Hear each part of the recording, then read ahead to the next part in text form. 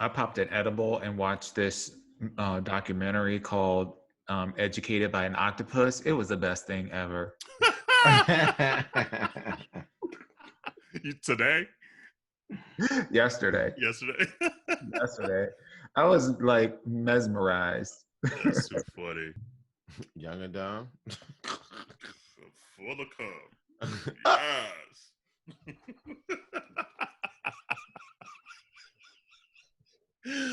Took you out.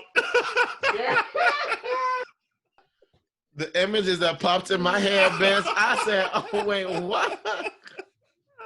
Ain't that what they say, though, the slogan? That's the slogan. That's what they say. Oh, Jesus. AKA. Is a fire. Hey, aunties, it's Zach from Annapolis, Maryland. What's brewing today? Oh, boy. It's got to go. Young, Dumb, and Rona. And Gladys Verzuz Patti. So get your cups ready for Minoritea Report.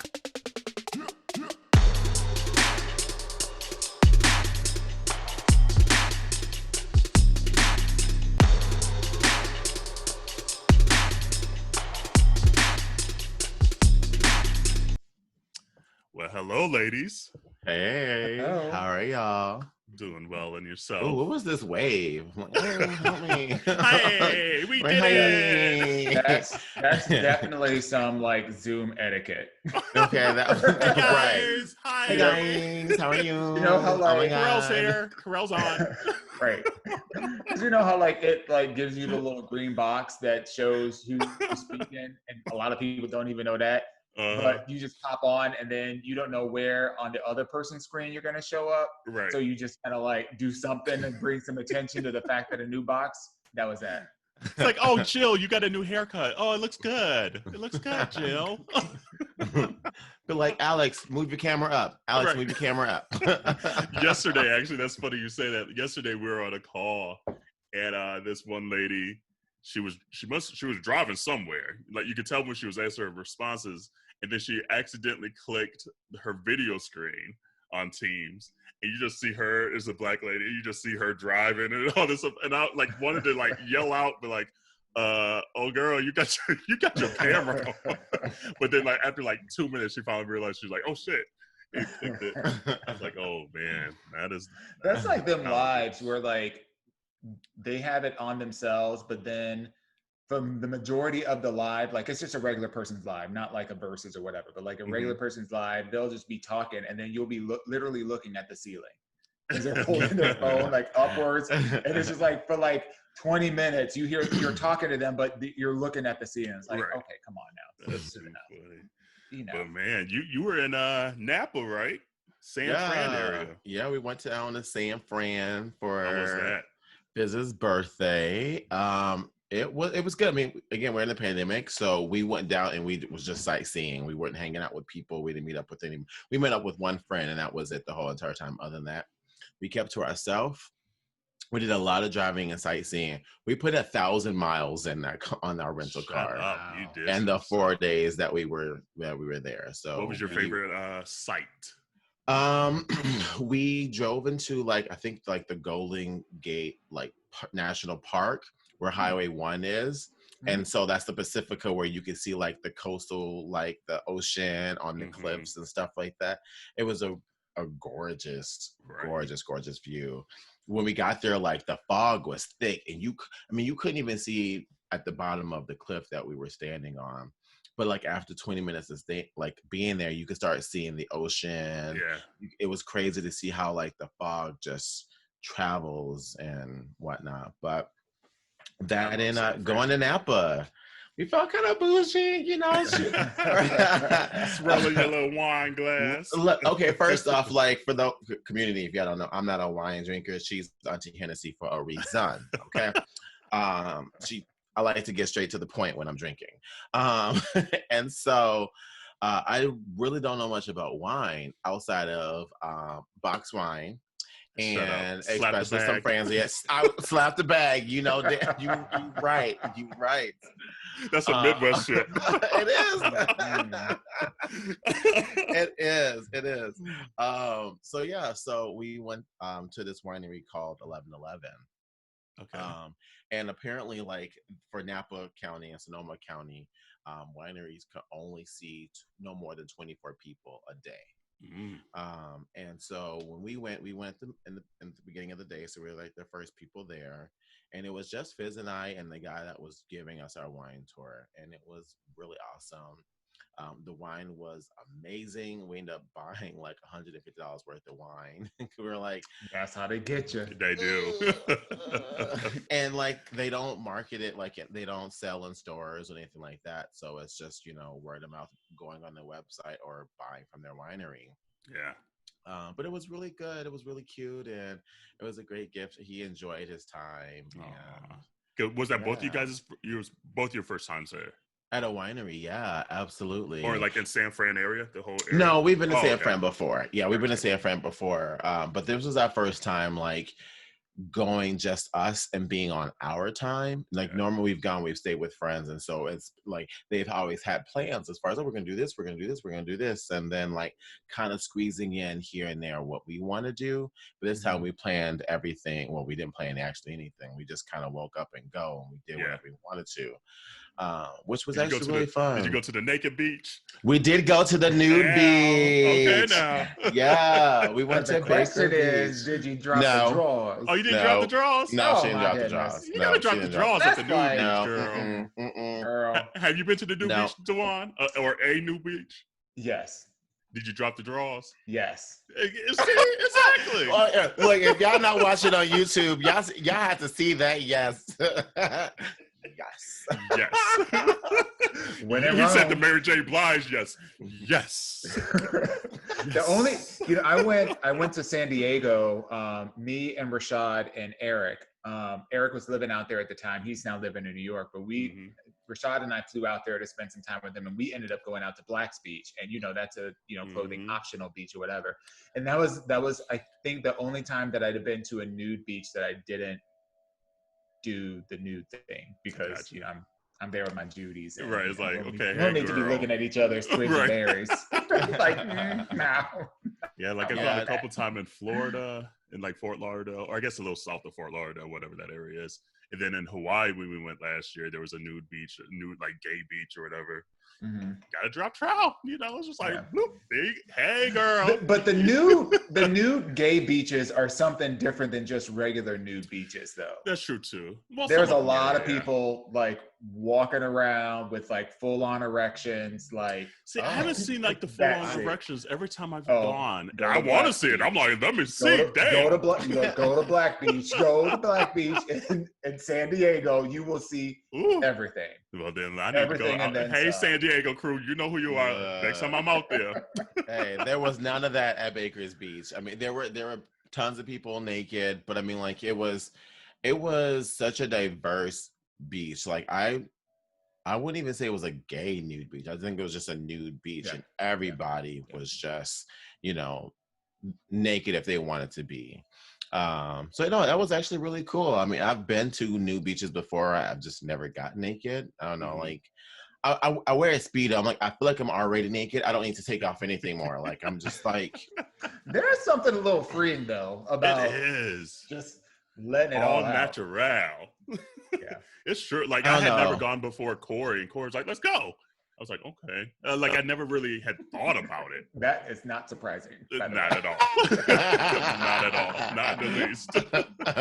Dewan, you say you've lived. Corey has definitely lived. Oh, well, she got a couple of years on me, so it comes to age. But I was like, okay, let's go. And you're right. There's something like the second you do that, it's freeing. You're just like, okay, you naked, I'm naked. You see me, I see you. Let's get in the water, girl. It's definitely freeing, but maybe one day. Maybe one day. You got to do it once in your life. Well, I'll see. I don't know. Let's But say no, it in the I'm jealous that bedroom. you were out there because I didn't do shit. I take that back. I went to IKEA. Oh my God. Wait, of all places, you went to IKEA, girl. Because I went a couple weeks ago and it was a shit show. But there was like it just had gotten so crowded when I went a couple weeks ago. I didn't get what I really truly went there to like try to figure out and do. Got my couple things and I was like, okay, this is too much. So I was like, all right, Labor Day is probably gonna be a little better just because there's not a lot of people in town. And sure enough, it was like there was no wait. There was a little wait checking out, but it wasn't as many people as it was a couple weeks ago. Oh, that's good. Things that I needed to do. But yeah, I did that. And then I'm trying to think. Monday for Labor Day, went over friend Sean's. He has like a pool over there. So it was what, 4 of us went to the pool, grilled out, and that's about it. So it was nice. The weather was nice, but it was Gay Pride here in Atlanta too for Black Pride. Oh yeah. And watching all them IG stories, I was like, y'all straight up acting a fool out here. A whole ass fool. City Girls was here, and people thought like freaking Beyonce was in town. No mask, no nothing. I was like, come on. I saw the videos on Twitter, and I was just like, no. I was like, come on, people. Like, it's like, so that's why I wore this Gay TL tank today. I was like, all right, I'll at least show that, but bitch, no. You was not about to catch me out there. People just like, I don't know what it is. I mean, because I obviously I'm in New York, and so like we're just on lockdown. We are just on lockdown. So like whenever we leave our house, masks on. Whenever we're, like restaurants are still closed, amenities are still closed. We're slowly but surely starting to open up, but like it is like you cannot get in any place without a mask. Like it is social distancing all the way. My birthday party that happened a couple of weeks ago, we had it at a restaurant, and they had like sidewalk, like a sidewalk patio that they had built out or whatever. And they actually asked me politely, and they made it up to me, but they asked me to move the time because it was going to be 6 of us. Basically our whole quarantine crew. Yeah, it was going to be 6 of us, which is not a lot, but they just wanted to be respectful of everyone else. And so it's so weird to like see like people's like IGs and their stories, and you're just like, how, Sway? How? I don't know. Literally, like, I saw it and I was just like, the first thing I thought, I was like, it's coming for our community first. So why we out here like this? Like, I get we want to get out. The weather was spectacular. It was literally probably the best weather that I can recall of a Labor Day. It was like 80 degrees, no humidity, not a cloud in the sky for like 4 days. So I get it. Like, I was sitting in the house like, damn, that's why mainly I went to IKEA, is just to get out the house for a second. And so I understand it, and I'm proud to be Black. I'm proud to be gay. I'm proud to be in Atlanta. I get it. I like the city girls too, but so does Corona. Look, so it's just like, we could have stayed home. And the thing is, like, what made me even more annoyed with it is like the one thing that could have been maybe okay for the weekend is like they usually have like a big thing in the park, like with vendors and things like that. So it's like, okay, at least Piedmont Park is huge. You can space that out. It's outside. That makes it a little better. They canceled that. They kept all these other like club parties and everything, but they canceled that. That's crazy. I was like, come on. That's crazy. Too much. So Atlanta, if y'all listening, if you was at the club, I'm talking about your ass. Oh my gosh. That's a mess. That is absolutely a mess. It is. So not my circus, not my monkeys. I ain't here for it. Yes, I guess. It does make me wonder though, like, when you see so many people that are just out there, like, I wonder if I've like drank the Kool-Aid of, coronavirus, like, stay away, like, because I'm so militant about who I spend time with, how I spend time, where I go, and all that kind of stuff. And then when you see like a whole bunch of other people that are just like out there living life, and then I'm like, okay, FOMO starts kicking in a little bit. I'm like, absolutely. Well, am I being a little too like restrictive? I know. Am I like, yeah, it's crazy. I don't know, I feel like there's a medium there somewhere, like, you know, between feeling bamboozled and like, you know, I'm like, God damn, somebody done lied to me versus, you know, like going in hard. I don't know. I just, I think, I mean, I, of the three of us, I've been more lax than you two. I've not been wilding out like everybody on IG, but I have my 2 quarantine crews. Yeah. You know, I have like my volleyball tennis quarantine of 6 people, and then I have like my flag football of 5 people that we play board games with. That's it. But of us 3, I've also been, I think, the only one that's been on a plane since this. I haven't. 3 times now. Girl. 3 times now. You know. 3 times for the plane, bitch. Hey, 3 times for the plane, bitch. Hey. But you know, I don't know. I would say at least every time when I've been on the plane, it's been extra safe. Seating has been spaced out. Everyone has had a mask on. I've been on the plane before they take off. They've literally kicked someone off the plane. Oh, hell no. You damn right.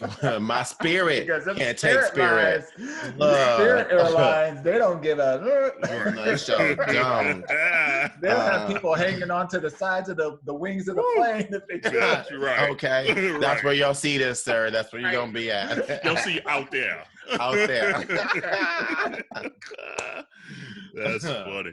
But it's funny. Like on Friday though, I did go get a corona test because like I felt like I was catching a cold. And I was like, okay, this was a cold right now. This is weird. Got it. It was negative. But have you gotten a corona test? Bitch. Like, it's no joke. Brain. It is no joke. Like, okay, so did they go up your nose? Or did bitch, both nostrils. like literally. Eyeballs bulge out. Literally. So like I go there all the way back. and like I pull up and actually let me backtrack. So like I was like, okay, I'm not feeling well. Okay, hopefully this is not corona. I was like, but I haven't been nowhere but the grocery store, but who knows? And I more for Corey's sake. So I like get online. I'm like, okay, who has like the rapid test now that I can at least get it by the end of the next day, whatever. So I pull up to the place and they're like, oh no, the protocol changed. You got to do like a virtual onset like first, and then they give permission to come and get the test, blah, blah, blah. So I do that. Luckily, they were able to get me in that afternoon. I pull up. You pull up in your car. You like literally roll down your window. A lady comes out in like PPE garb, like the gown, the helmet, the gloves, the mask, the eyeglasses underneath the little shield. And you like show your ID to prove that you're who you are. And then literally, like I'm looking at her, she's like, look forward. I'm like, okay. She's like, tilt your head back. And literally the second you go back, she's like, walk. And literally, you have not felt that sensation before. So your body's like, wait, what the hell is going on? And literally, by the time she's in the second one way back there, you're almost like gagging in a way. And your eyes just instantly water. And then she's like, was in her little thing? She's like, we'll call you by the end of the day. And was on her way. My head hurt just listening to your story, sis. It almost like it's like a burning sensation back there. Like, it's crazy. It's everything what people say. And like, it hurt, but it didn't hurt. Like, it was just weird. Because you're just like, that part of your body has never been felt before. Never, ever, ever Look, touch it. IML didn't prepare you for that, though. No, not that one. Prepare me for a lot of stuff, but not that. Like, you ain't gonna give me no analies or nothing? Damn, Right. just no raw dog? And just like how quick she did that shit too. And just like, you almost felt violated. You're like, oh, like, shit. Like, damn, my man don't even touch me like that. Right. It's like, God, you didn't give me no countdown. You just said, tilt your head back. And I was like, and literally the second one, I was like, and then like the tear just said, I was like, oh my God, I felt so violated. And then I started cracking up because I was like, that was like the weirdest thing on earth. But thank God I was negative, but it's just like, whew, I don't want to do that one again. So I'm going to just keep staying my ass in the crib, I guess. Oh, man. But We had, a girlfriend of ours came over on Saturday, and she ended up bringing me some flowers for my birthday, which I totally appreciate. And then after she left on Sunday, I started feeling like all like sinusy and, you know, like just a little off. And I was just like, oh my God, I hope like, and it's so wild to like, and maybe people will relate to this, but like immediately I think to like, oh my God, do I have it? Oh my God, if I have to get on a ventilator, oh my God, is this the end? Like literally within 5 seconds, I go from like, it's a sniffle to like, this is how I'm going to die. Bitch, I'm dying. Right, exactly. And it wasn't until a little bit later, one of the flowers had opened, and I realized when I looked at it, it was one of the flowers that I'm allergic to. So it was just allergies. But I just remember going through that, like, that mindset of, I got a little, you know, something going on with my throat and something going on with my nose. And it didn't dawn on me that, because the only flower that I've seemed to have kind of like an allergy with, and I do get like sinuses and stuff, but I don't get sick. Like I've never had the flu. I've never had a cold. I've never had a fever in my entire life.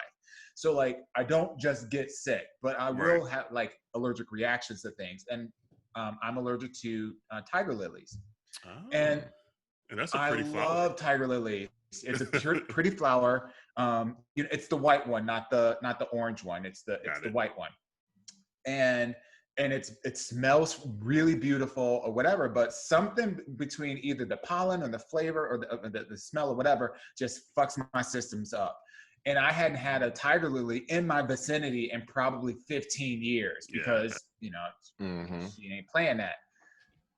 Ooh, I tell you, when I started waking up that morning and I started feeling like my throat was feeling kind of weird, my sinus was feeling kind of weird, and it wasn't like the normal sinus pressure that would make me think, oh, this is allergy related. Right. So I'm like, is this the end? Right? Is this the end? Like, I'm not ready yet. I even slept in the guest room that night because I was just like, I'm not feeling good. Like, it wasn't like I was feeling horrible. Like you said, it was just like I was off. And like, I know I have allergies year round. So like, I was like, I know what allergies feels like. This just feels a little off. And maybe I was just tired and maybe it was allergies because like, I'm fine. But the same thing, I was like, oh crap.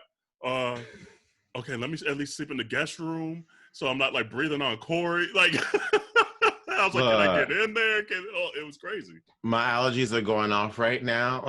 And so imagine like sneezing all the time in a fucking airport like I was. And then you saying, absolutely. And I'm like, I got my Claritin, y'all. I swear to God, I'm just my allergies. I'm like, look, I'm gonna be okay. But then, you know, like, you know, when like you hold the sneeze in too long and it comes off like a cough, like a, and it came out like that. I swear to God, you could hear everyone just be like, Skirt. On 22. She got to go. Come get her. She got to go. I'm like, oh my God, I'm so sorry. I hate clearing my throat in the grocery store. Like, cause you just feel like everybody's looking, and I'm looking at them when they doing the same thing. So it's like, it's just a crazy ass time. It really But then I guess the question is, when and if they come up with the vaccine, will you take the vaccine? Not the first round. No, not the first round either. Same. I'm gonna see what. Make sure y'all living after they get you. But I do want to take it earlier. I don't want to be like a year after it comes out. But a couple months. I'll give it a couple months. You hear the rumor that they're coming out as that Trump is supposed to be releasing it on November 1st. That's the rumor going on right now, that he's supposed to be releasing it on November 1st, which is going to help with his election. You see, we got quiet. Anyway, right? Anyway. Do y'all think it will happen though? Can y'all see it happening? Say you don't see that man being like a businessman and trying to market that before the couple days before the election to pull in more votes. I've learned to not put anything past him because he doesn't care if he lies. So will he lie? Absolutely. Yeah. Do I think it's possible? But I don't think. I don't personally think that's going to. I don't think that's going to make anybody vote for him. Like. And let me qualify that by saying the people that have already decided that they are Republican / Trump supporters, right? Mhm. Those people are going to vote for him regardless. You know, the people that are, you know, anti-Trump are not going to vote for him. And ain't no vaccine in the world, based on conversations I've had, is going to change that. And for the people that are kind of like the few people that are in the middle, I don't think that that's going to, a couple days before the election, I don't think that's going to be enough to sway somebody to say, oh yeah, I need to vote for Trump. Let me just ignore all the shit that's been going down. The fact that we are not working, the fact that, you know, we're in a pandemic that could have been avoided, you know, the fact that this soundbite just came out that he knew how serious this whole shit was or whatever. Like, I don't think that that will have any bearing on the election. I think what they're doing is they're throwing everything out there that they think is going to stick to find something that's going to work. That's it. I don't put it past people. We see how ignorant people in this goddamn country can be. We see how it is when they treat Black folks. It would not surprise me that people will be like, oh, I don't give a damn anymore, you know, because we see it when it comes to the Black Lives Matters movement and people falling off and no longer speaking up, etc. People are so fickle, their minds changes like this. Especially faster nowadays, than they change their damn like draws. Kids at the crib and they're worried about this, so they might not be paying us. Like, I think I probably fall somewhere in between the two of you, where it's just like, my fear is just the ones that they are so busy right now and they still haven't quite made up their mind. Like, maybe, like I was hearing on, I think it was NPR a few weeks ago, where it's just like, sometimes like suburban white moms kind of fall in this spot where they sometimes want to vote the way their heart, you know, kind of almost like the Biden, and just know that Trump might not be good, but then their husband is just so all the way in on Trump and just fiscally and ain't economically, no dick worth a Trump things vote. like that. So they kind of fall in this like in between, don't know what. Say that again. Ain't no dick worth a Trump vote. I'm sorry. That part. There's a couple out there that make you give a moment of pause. Coming from the guy who's never been naked at a Nude beach. Like, that part. And I can still say no even harder.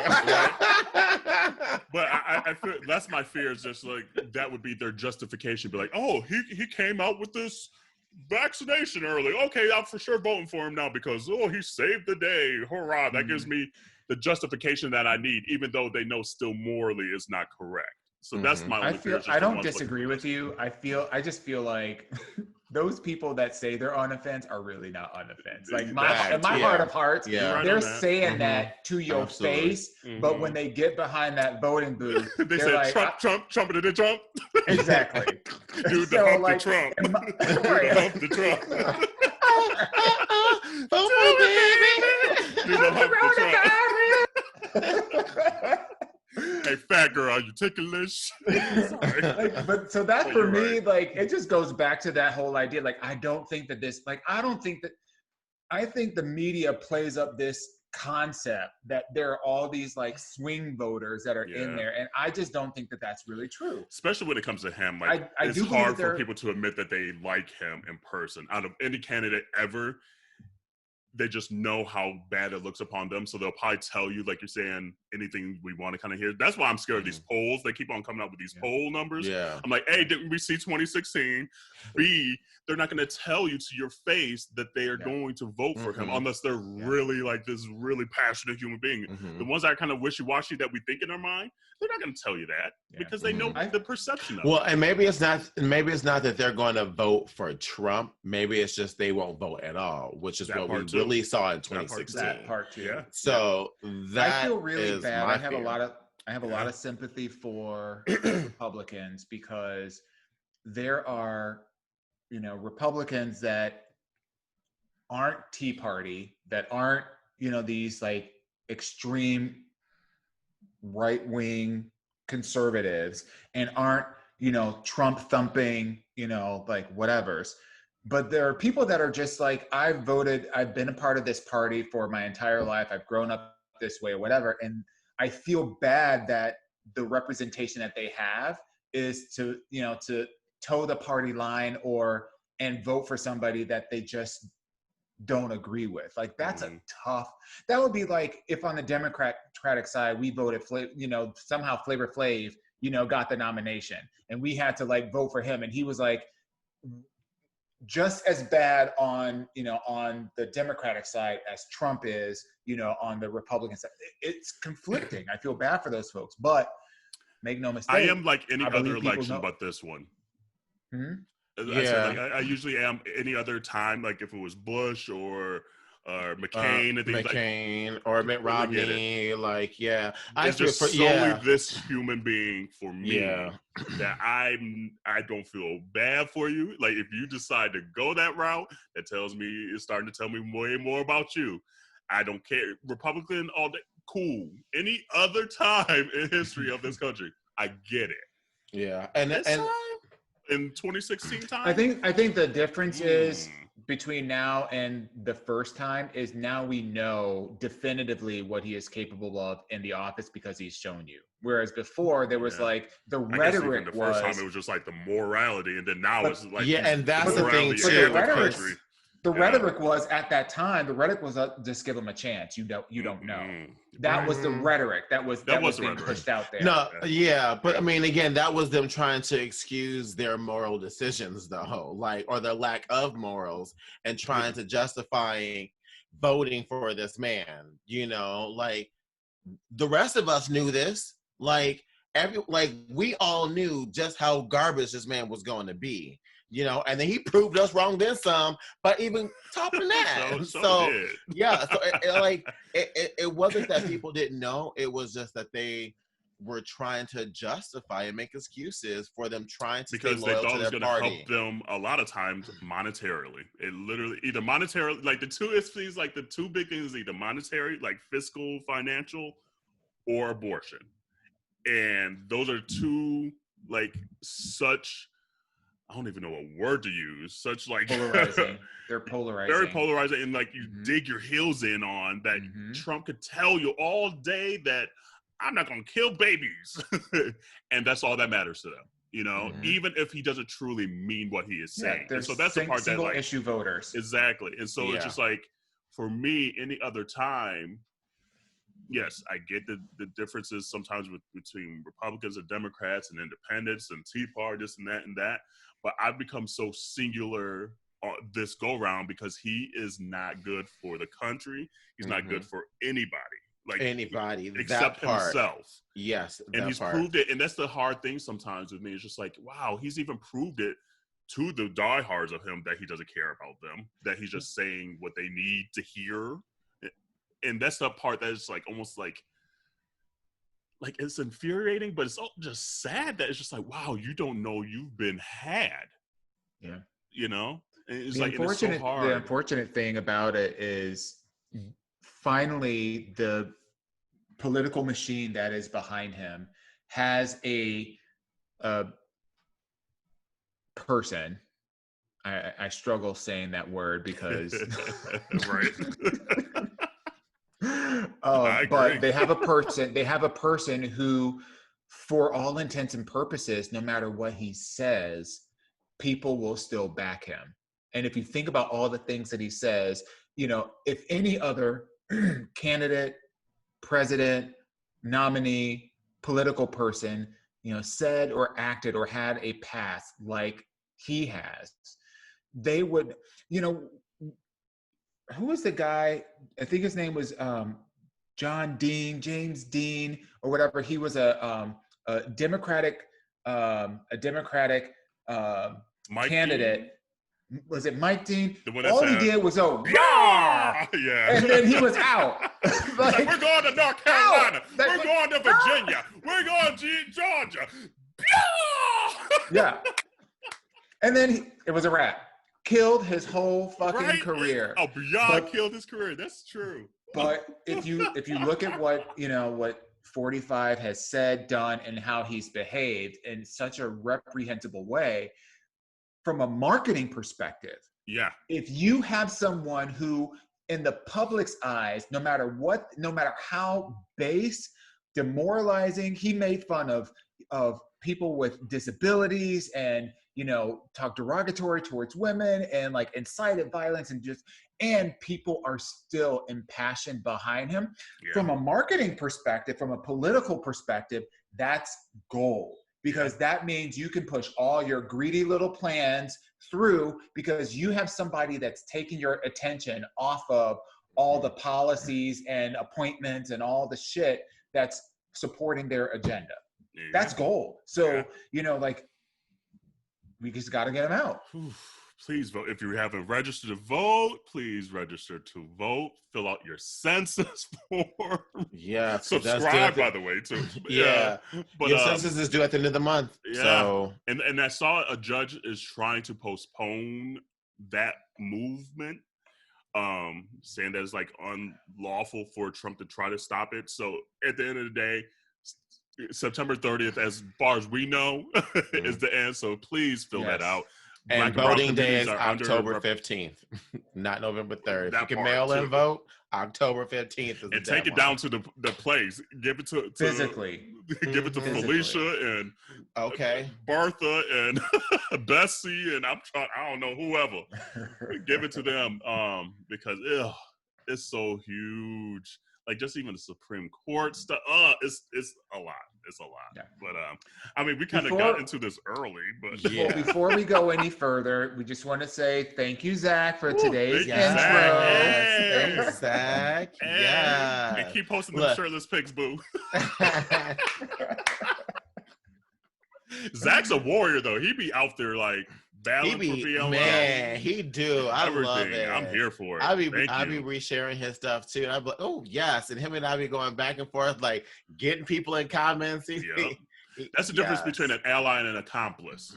Mm-hmm. We need more accomplices. Mm-hmm. We just don't need an ally to put up a sign in your front yard. We need someone to put the sign up and then be out here on your social media talking to old girl that don't believe in it. Go down and help with the polls.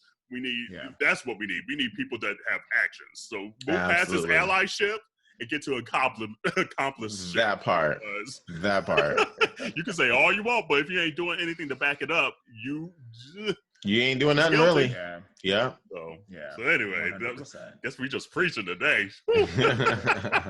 I guess it's probably time to get to Ashley Aunties. We kind of hit on it a little bit. So, but okay, what time is it? Ask your auntie. Oh, yes. Who has it up? I don't have it up. Let's see here. I could get to it quick here. What number was it? 58. I have it now. Okay. Okay. I was just got it. Okay, this is not anonymous, so this is coming from Justin Cressy out of San Diego. Thank you, Justin. Yes. Okay, so his question is, question for my friends, ideally POC, but all thoughts and opinions are welcome as long as you're not a cunt ball, his words. Regarding whether your race, quote unquote, vote.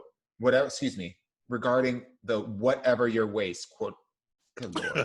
Take two. Take three. Regarding the whatever your race, quote unquote, vote.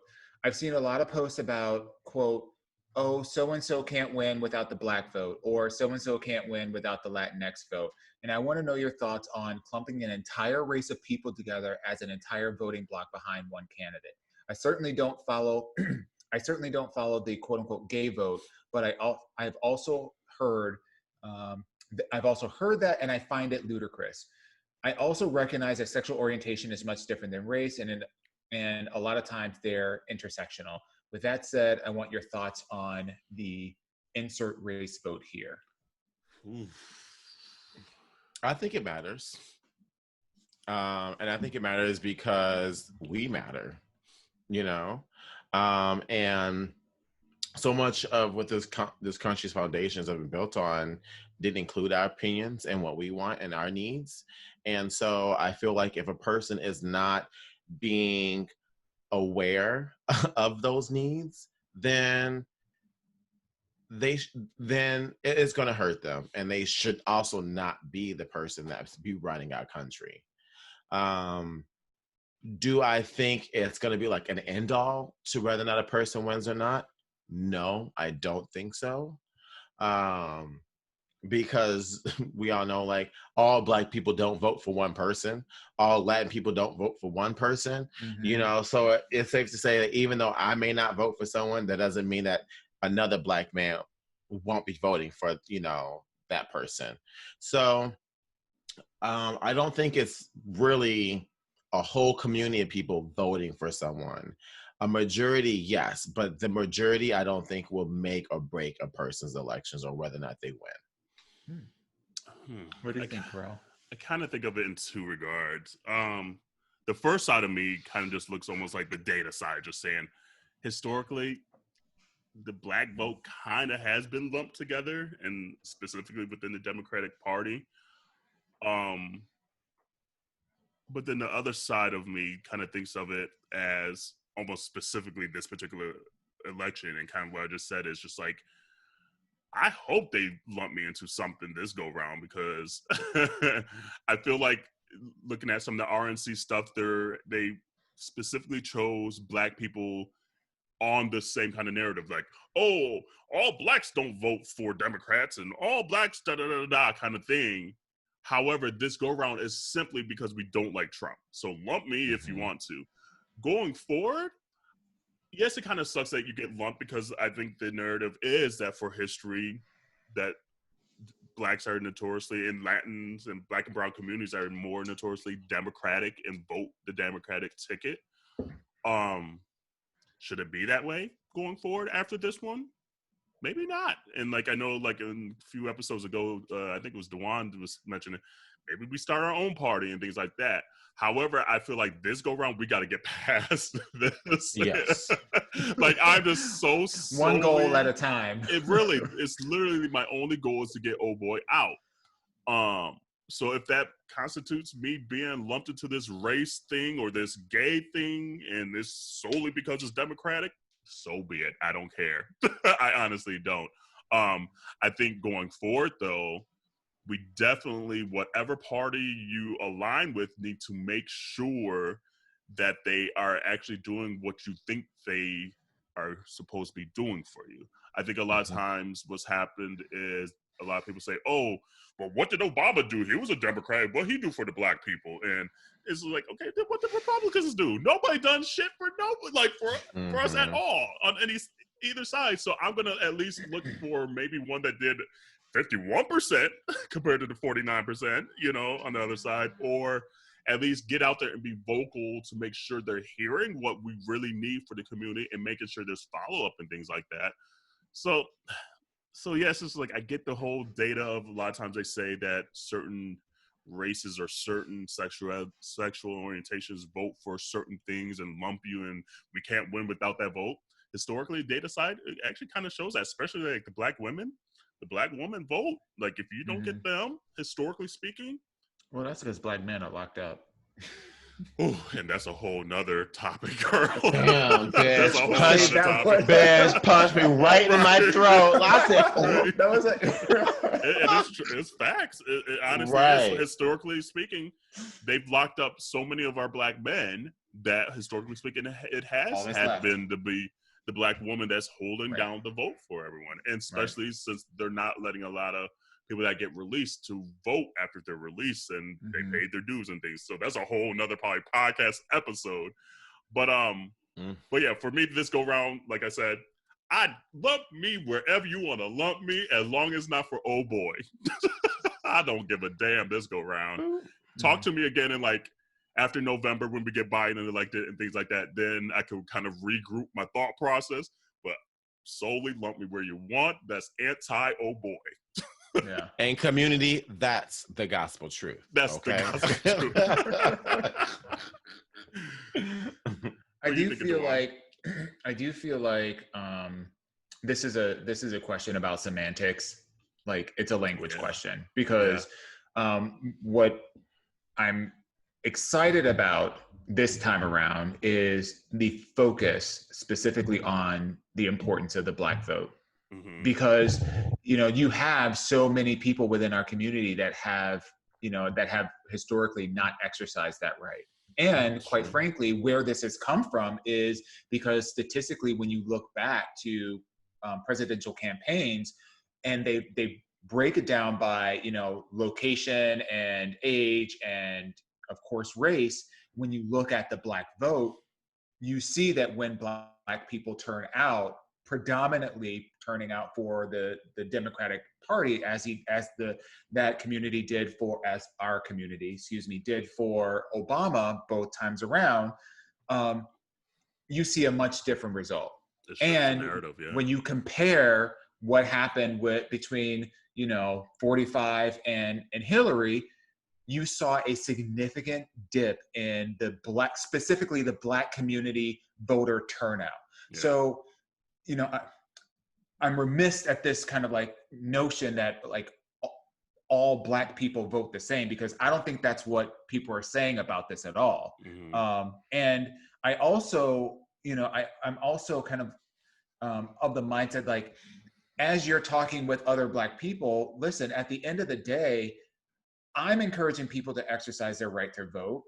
Obviously, I'm preferential towards, getting, 45 out of the office, but at the end of the day, if a person is making a choice and they've made up their mind and there's nothing that I can do to kind of influence or share or educate to influence that, then they're gonna do that.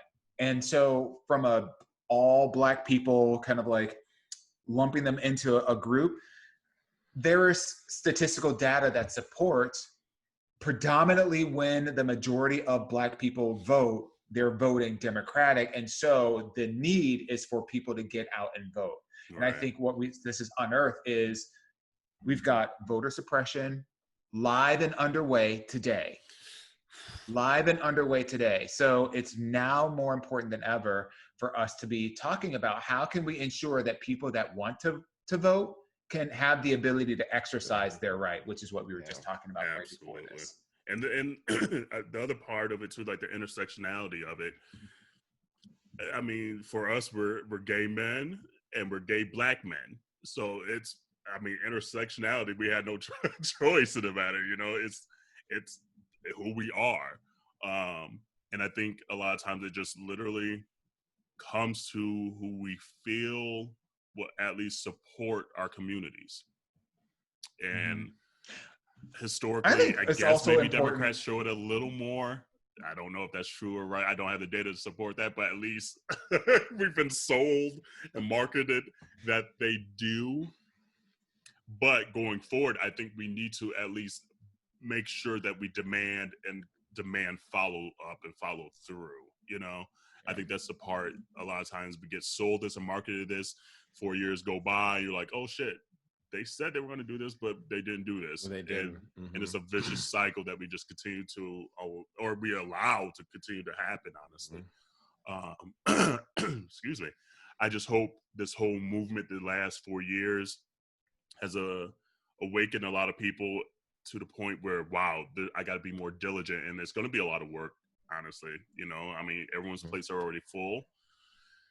But to get what you need done in your local communities, you're going to have to follow up. You're going to have to get involved more. You're going to have to be vocal more, et cetera, et cetera. Just wait to this next election cycle where a lot of these progressive liberals, young liberals like AOC and, I forget what's her name from Minnesota. I can't remember her Alexa? name. Can't remember her name. But just wait until they're at the age where like they can start like actually running for a lot of these bigger office, these cabinets, like I see some things actually going to be changing within the Democratic Party, especially because that push for that old school mentality is out the window. Like that's not it anymore. And a lot of people are now biting their tongues, and putting the pause on that argument within the party, because like you said, Kerel, the focus is get old boy out. But mark my words, once that is accomplished, what did I say last time? January 20 whatever. Look, game on, bitch. Game on. We look. We got you in there now. Guess what? Okay, guess what? I think the big difference that we have going into this particular, on the outset of this election is once, 45 is out and Biden is in, I think specifically with the Black community, we have been much more, I'm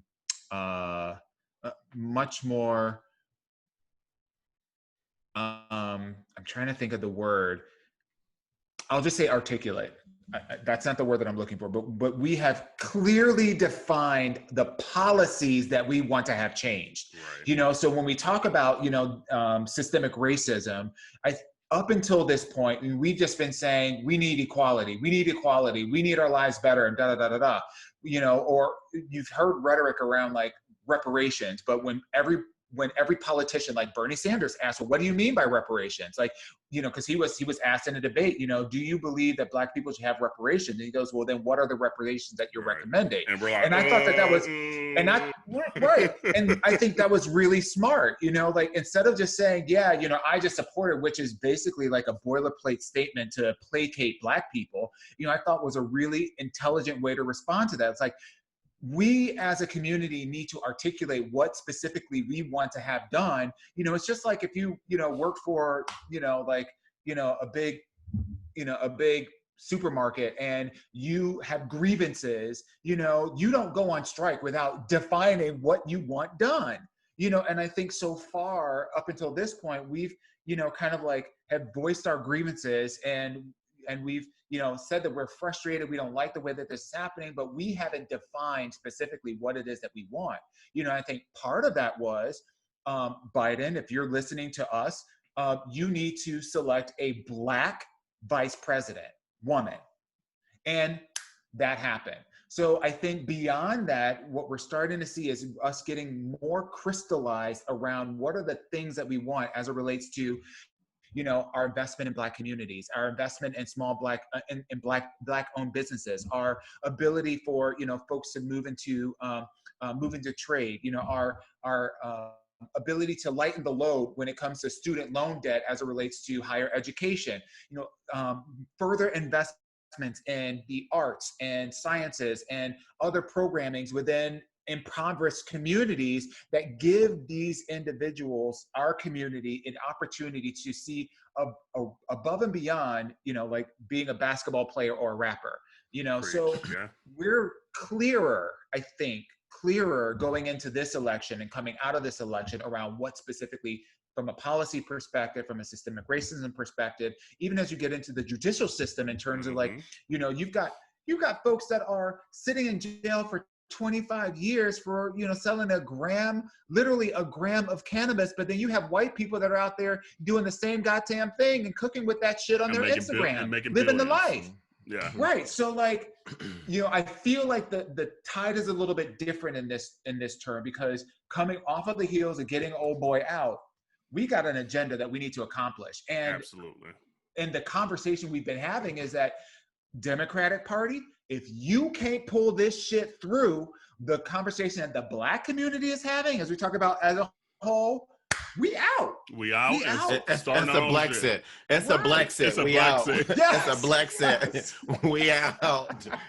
For real. Yep. But I think but I think there's some more that goes with that though too. And it's just on top of, us being more clear and also firm in what it is that we want as a community. Also just making sure that we are putting us in those same seats that are the ears that are listening to what it is that we have to say. Because I think that's also a big difference too, is because Congress looks completely different than it does in the 90s, Yep. And I think a lot of the 100%. Same things was being said before, but now we're starting to get that diversity in there that we need to actually be freaking heard. And we need to keep pushing that. So we got to make sure that we're paying attention to our state, Senate, and, all the rest of that stuff, because of the fact that Census is so important. And same in the systems, because guess what? We can talk till we're blue in the fucking face, but if we don't have the right people that gives a fuck in the office, it's going to fall on deaf ears. It's talking to a damn wall. It don't matter. That part. Yep. That part. Like There's the gerrymandering and everything like that. Like, it was so sad to see the article to say that only 64% of America has turned in their census, but then it was even less for the Black and brown communities. And it's our communities that we need this representation. We need these dollars to be poured into our communities. So I know, like, a lot of people that are listening to our podcast, you're already on board. I get it. However, continue to speak up to your parents and your neighbors and your coworkers, and get out and knock door to door if you need to in your communities, because it's so critically important that, yes, we're trying to get old boy out now. It's 2020, but if we don't have the representation that we need and the dollars in our communities, it's going to be even that much harder for the next decade of our lives. So we can preach and scream all we want, but then we didn't turn in the census, so we're not getting the representation in our neighborhoods. I think you're also speaking about just a larger issue about the lack of public education around how our government works. Because the other thing, you know, and Jerrell, you were kind of alluding to this, is it is equally, if not more important, for us, and I'm meaning everybody, to be invested in local politics as it is to be invested in federal politics. Because at the end of the day, you changing the president is going to maybe impact you partially in terms of like some policies, some laws, some restrictions or whatever.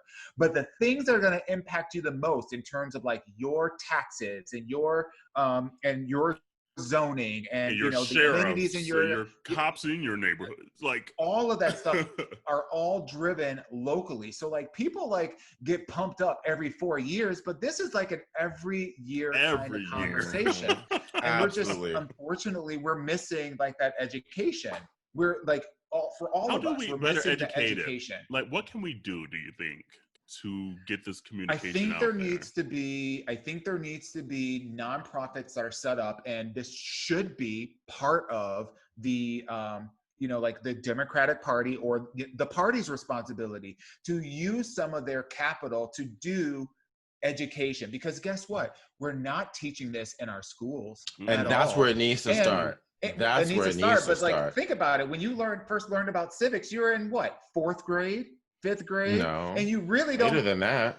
Okay, well, I learned it early, maybe like 5th grade or something like that, But still. But I mean, but how long ago was that? So part. Like, wait, how much of that stuff? I don't know if that was Catch it. But and however, if you think about it, if your average person is not average person, but let's just say our average listener is somewhere around, 28 years old. Okay. You're still dealing with a minimum of 15 years since they learned about these things that they specifically learned just to take a test, not for living life. And it was whitewashed, by the way. It wasn't probably the whole truth at that too. So all I'm saying is, as we're holding our ourselves accountable and our elected officials accountable, I think it's a responsibility of, the parties to provide that kind of education. Like, why aren't they talking about, like, listen, if you're the Democratic Party, you're putting all these politicians in front of us to make sure that we're voting for them. Why don't you talk about the importance of voting for them and participating in the process? So that sounds like it's another action plan that we need to make sure that we are being vocal locally and also like on social media and things like that. 100%. Because I doubt that's on their list, honestly. Obviously, it's not, because it would have been happening, hopefully. Yeah, and honestly, I think, like to Duan's point, though, I honestly think it starts in the schools. I don't think it should be left on the parties. Because you think about it, like, there will be young adults voting who had just turned 21 or 20 this year, and they were 17 when the last election happened. So when they were technically in school and they should have been learning about this, they had just missed the window to vote, And so now they're 20, maybe 21 years old. They've been a couple years out, and now life then got them. And who knows how they got them, because life is a trip. So now their minds have been shaped to basically what they have personally experienced versus what they've been taught in the education that comes behind the power of voting. And so I really think it starts in our school. Like, this should be if we can fucking have PE, like we can have a class about just our government in general, that and better than what it is now. Like for instance, like in high school, and they still do this today, but there's this thing called Boys State, and it's this thing where like I want to say it's like maybe 200-300 young men from each state.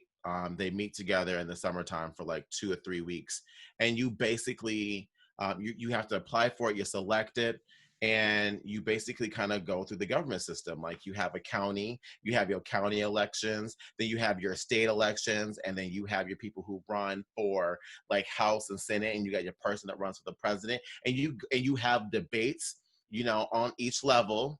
And then you actually run, and the people who are running for president and vice president actually give speeches, etc. Like it actually gives a debating platform of politics, you know. But I've done this thing twice personally. I won a year earlier than I was supposed to be, and I got to go back another year. But that is where I got to learn about politics and how it works, you know, as a young man. But it shouldn't be something so exclusive. That can exist. That's the part. Right. Like if we have a curriculum that exists like that, there's no reason why it can't exist in our schools. I think I don't disagree with you. I think when, you know, you have folks that are not in school right now, right? You have people that are part of the voting population that aren't in school. So I think this is probably an and conversation. And I just go back to, you know, when I was growing up, you had, you know, these little cartoons on Saturday morning, you know, I'm just a bill sitting on Capitol Hill. Yeah. Like Schoolhouse you Rock. can teach a lot in 90 seconds or less, you know? And so I don't know, like, not that these are the solves. We're obviously not going to solve this for the world today, but, you know, I think there's a big gap in voter education, specifically about, you know, how do you get informed about your voting rights in your particular state, timing, you know, the importance of voting locally, in addition to voting federally. You know, I believe that these are important topics that should be part of the national conversation, just like we're having, you know, these conversations specifically about the candidates. And honestly, like community, let us know, like, are there certain pages, social media and things like that? Just keep sharing it with us because we'll post it. And I honestly think maybe there's an opportunity we have the people that listen to the podcast, the people that engage with us on IG. How do we all find a way to, even if it's just locally in our little areas where we're at, and maybe it starts there and gets the momentum, and then someone else sees it and someone else sees it and gathers in. What does that look like even within Minority Report in our community and things like that? So community, if you have ideas, let us know, because obviously this time is so crucial right now, but even after that, we need to keep our foot on the pedal. We need to keep our foot on the gas. So what does that look like? Okay, we're starting the conversation now. Like DeJuan said, we're not going to solve it today, but maybe we solve it January 31st or February 14th, or, you know, like we need to continue to think and utilize each other, because maybe you work in a government building and be like, you know what, I heard about this program that they really let a lot of people know. We could tap into that. Or, hey, I was in this school and we did XYZ. Let's tap into that. Oh, I work in this, whatever it may be. Let's band together, because even, yes, like you say, if it's just us, so be it. But I think we could get the ball moving somehow. Because it's just like, I don't want to be in the same position in 4 years. You know, like that's it like would be really cool to like leverage social media and like the way that people have been so super creative with like their TikTok videos and their reel videos and like you know, all these things. Like you don't have to teach the whole goddamn, you know, Constitution, you know, but you can use your platform to like educate and promote the fact that, you know, to be invested in your own communities means also voting in your own communities and doing it in a fun and engaging way that, you know, gets traction. I think it's worthwhile. I mean, come up with a dance. You know, we love a little TikTok dance. So I mean, help us. I mean, even if we might have to come up with a TikTok dance, but it's just like, I feel like even celebrity wise, that's what they should have been doing. Like they have bigger platforms than us. But I mean, I love our platform. I'm not trying to minimize us, but it's just like, you see like these Cardis that have like 80 million IG followers, come up with a little like 30-second tune. I mean, You know, Cardi and you know was Cardi coming Cardi for be on Candace. it. She Cardi came be for on it. Candace Owen, though. She can't like that Cardi be on clap it. back She with scalped Candace that Owen. bitch. She Yeah, scalped Clap her. back. okay. Gonna She clap said back. no. Gonna She clap said no back. new growth for your ass. Yeah, Cardi be on it.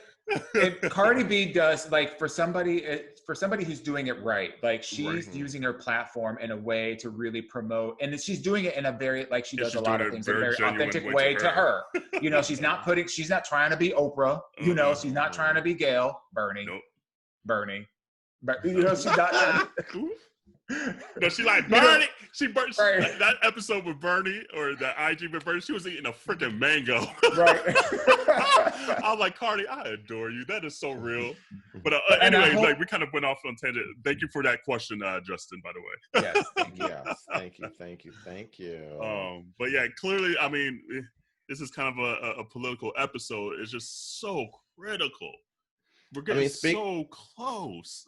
Yeah. Well, and speaking of education too, like, how do you guys feel about like campuses and colleges going back to school right now? You know, like, I mean, what they expect? Like, you go to college, you go and party. Like, that's part, at least in my experience, that was part of the educational situation. Like, it's just you're crazy. 18, you want to go back, chill with your friends and drink and party and catch up. So it's just crazy because they kicked the motherfuckers out at the beginning of this year because it was too dangerous for them to be together. Now they're trying to bring them back together. The colleges are saying, "Oh, we broke, so we need your tuition. Come back for a week. That's then we're going to go back to virtual." Like, no, that's bull. Like, you kick them out. The people that don't live here, they somehow had to figure out arrangements, living arrangements. You know, the people that are here on student visas and whatnot, like they were counting on that housing or whatever. And boys kicking a lot of them out. Like, they can't come back into the country now because. But now all of a sudden they're supposed to be going back. That part. It's crazy. I don't know. I'm on the fence. Would you School go of Hard back? Knocks. School of Hard Knocks. First of all, if you want to act like a grown man, you can get clocked like a grown man. If you know damn well that your ass is in a pandemic and your ass should be at no damn party, consequences for your ass. But take yourself back to 18. But guess what? And all this shit. Atlanta. No. But all the things that I did back then, I had to learn the hard motherfucking way. Right. But would you have done it at 18 though? We 8 months in. This ain't brand new information. I don't want to hear it. Somebody at least told the ass at least one damn time. Would you have gone back to school though and partied? No, I would not have actually gone my ass back to school to party. And if I did, I would have deserved whatever punishment came my way because I knew better. You know better. Like, it's like when you're a kid and your parents be like, "Don't touch it, it's hot," and you still touch it anyway. Oh my God. Didn't I tell you not to? So you would have went back. So let's get this. You would have went back and chilled in your dorm room and studied the entire time. Girl, I would have gone back and gone for my education. Like, that's what you're there for. No, hold on. Don't get me wrong. I know part of college is partying. I'm not taking that away. The part that I'm saying is, if you know that's not what you're supposed to be doing, that's consequences for your actions, period. Like, that's a part of being 18 and being legal. Like, it doesn't just stop when you go to school. It stops when you become 18, no matter where you are. I hear you. I mean, I just feel like at that age, it's so hard. It's almost like you're dangling like this carrot in front of them. Say, "Oh, we already kicked you out of school back in March. Oh, things will be okay now. Come like September, get your ass back there." And then a week later, like, "Oh, sorry, COVID is bad again. But we got A, your money, and B, if we catch you partying, we're gonna kick you out of school, but we still got your money." So I feel like part of this, yes, I agree. Like, you reap what you sow and get it.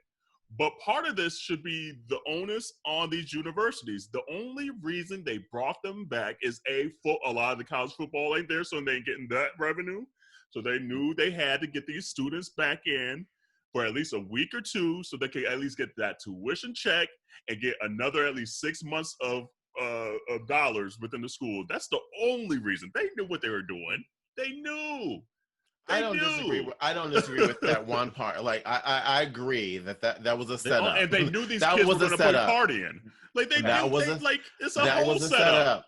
However, again, you are now 18 and you're legal. You need to learn about decision making. Woo.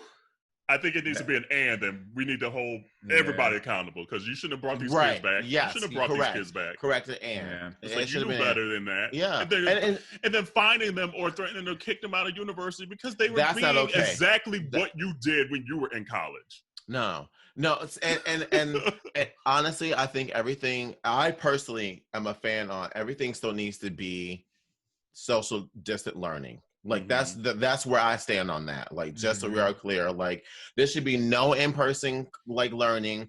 It's disrespectful for our educators. You know, it's not giving a fuck about their health.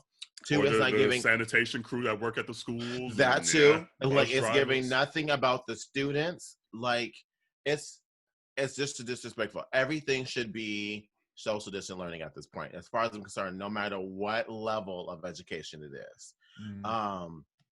But I still stand with the point that's like we're 8 months, 9 months, depending on where you are, into this, and we all know that we're in a pandemic. Like, if you're gonna risk it going back to school, you being stupid, risking it at school, going to a party. You're already risking it going to school. Yeah. Now you want to risk it going to a damn party on top of that? Come on now. I do feel like.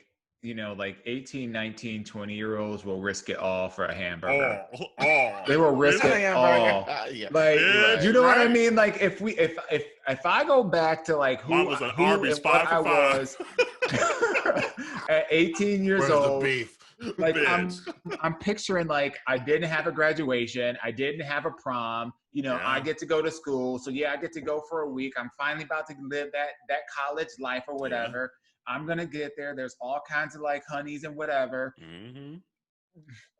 I'm young and I feel like in my head, like I'm indestructible, whatever. I ain't catch COVID yet. And we've been in this pandemic this long.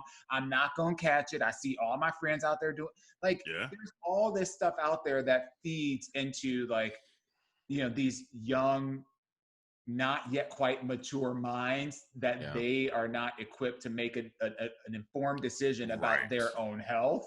That's why I hold these universities. I'm like, y'all did the same shit they're doing. So you sat in these meetings. You had so many countless Zoom meetings knowing full well what was going to happen. The administrators knowing full because you know well the teachers were like, no, we need to be distant. That part. And so that's the part. It's just like, I get everyone, you're 18, you need to be hella responsible. But it's just like, don't tempt these kids like that. Get their money and then kick them out. Like, that is so foul to me. It's hypocritical. Shit to me. It's hypocritical for a university to say, I'm going to bring everybody back to my campus. But then if you choose independently to gather with a group of people at a party that's, you know, maybe 25 people or 50 people or 150 people. Meanwhile, the campus... We threw some big ones. Right. But like, as opposed to 50,000 people that are on campus, I'm going to hold you to a different standard than I'm going to hold myself. That's bullshit. Yeah, I'm going to bring you in this like big ass auditorium with 100 kids so you could take economics 101. For 4 classes out of the day, you in these big ass auditoriums. It's so hypocritical. Like, so that's the only part. It's just like, yes, I get like, you got to be careful out there. Would I be a party? I probably would be tempted to party, honestly. Like, I'm back with my friends. I want to do ill shit with my friends. You know? Yeah. It's the same thing now. It's just like, we're all still tempted to be like, damn. It's just one of them days. You know? So to be 18, in that mind, like, I just know my 18-year-old mind. This is, you know, 36-year-old friends like, okay, I could take 6 months of just chilling out. 18, y'all see that like, math? Damn. Y'all see that math? 18, 36. Y'all see that math? I heard that. Damn, bro. That means it's 20 years ago. Damn. That was 18 years ago. No, girl. But I mean, like you guys are right though. Like Kerel, I think you might want to start using my line. I have lived. I have lived. Girl, And I lived in college. I had me a ball. There's like I think I said it on here a few episodes ago. We have like this new group on Facebook. Oh yeah, like, it's like back into the old days of how you get into groups and chat. It feels like old school Facebook, and when people are like posting old pictures and remember this party that was thrown there, and remember going to oldies night at the wayside. Like it's everything. So like I feel for these kids because there's something just so freeing and liberating about college. Say it again. That's what old people do. Right, I know, it's true. Remember the old stuff we used to do? We're living our days. But again, so I feel for them. I feel for them. And maybe I'm just being too harsh just because I know what I know now at my age of 32. Absolutely. You Absolutely. know? But which I also know makes the university so foul. It's making me upset.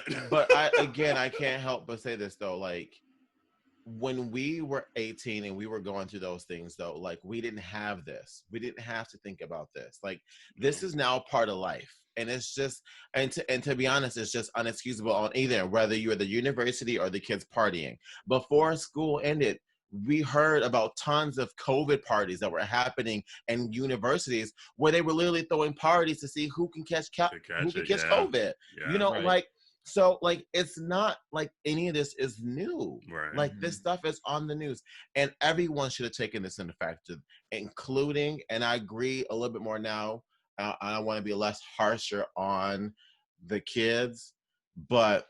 I say kids, like I'm so much older than them. Damn. See? Thank you for being a friend. Travel around the world and back again. God damn. Heart is true. I'm done with y'all. I'm so done with y'all.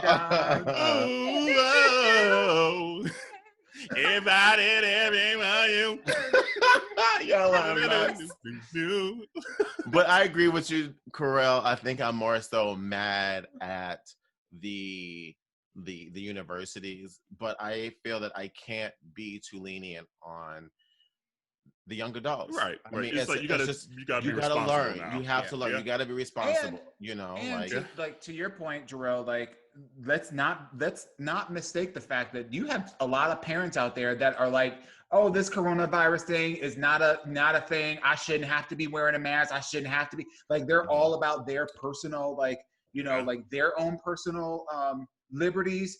And so you have kids that are also emulating a lot of that. So, you have parents that are to blame too, because if my kids... We saw them Trump parties on the Lake Travis in Austin. Come on now. Look. Come on, about that boat that say hello to King Triton for me, please. He said I brought Ursula up.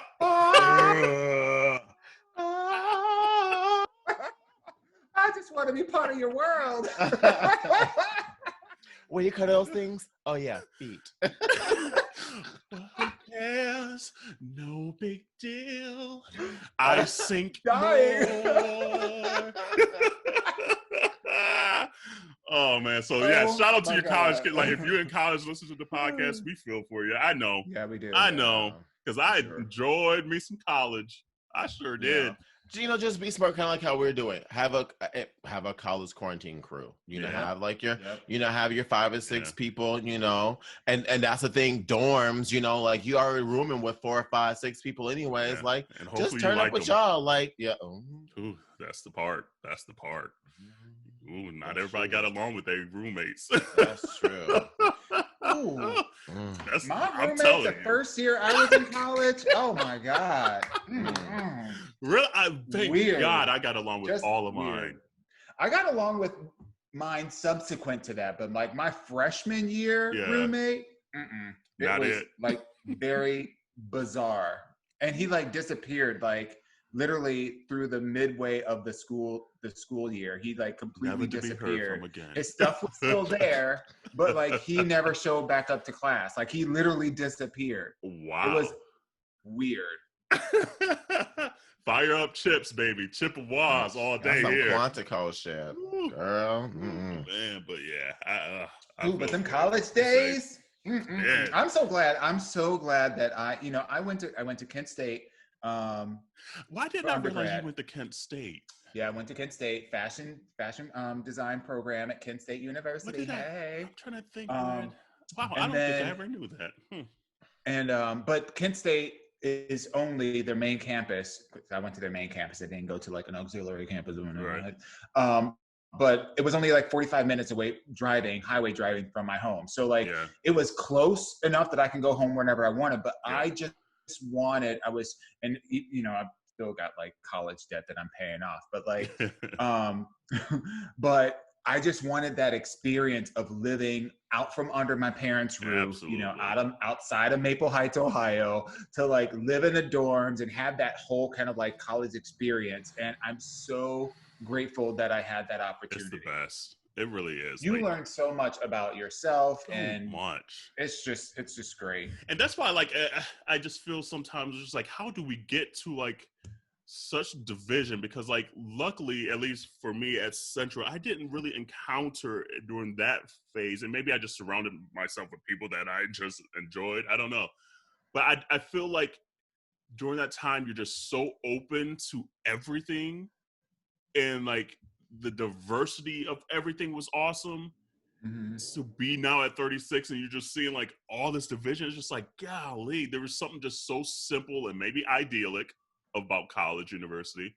But it's just like, can we just go back to that mindset that we just wanted a dirty 30 on a Thursday night for $13 at the liquor store? Like, I mean, it was just so simpler than it is now, and I don't know how we just got here. I honestly feel like college is like a microcosm where like people that went and lived on campus, or even the people that came to the school or whatever, it was for that experience. So there were people that were doing a lot of experimenting, and it was the place where you go to meet people that were completely different from you. I met people that had never seen a Black person. Right. Same here. Like, I had a roommate in life, so it's just like, well, not seen, but like there was, I think I told you on here where we got followed in the gas station store down there when we went to visit his hometown. Like, I think a lot of people go to college for that experience, of like meeting new people and like, having like diverse friends or whatever, or just having that experience. And then you get out, but and I think I'm going back outside of it, it's just like, look, it's just like when you go, it's like, like we're all in interracial relationships. And if we go to like our partner's family's house, there's like a whole bunch of situations that we might encounter, that we might not have encountered if they were Black. Right. So I do feel like, it's not like those people independently were like, just this kumbaya kind of, like utopian, everyone is us and we're everyone and everyone's welcome kind of thing. I think that they were ascribing to that for a little bit for the purposes of being in college for the experience. But then when you go back home, it's back to the old home same on shit. The range. You're right. Oh man. Did you hear also that Pose is getting back to recording their episodes, their season 3? But they're struggling with how to determine like kissing scenes and sex scenes and all those stuff. But then ultimately, obviously, the foundation of Pose is ballroom scene. So they're like, how do we do a ballroom scene with like these 200 extras and still be safe for COVID?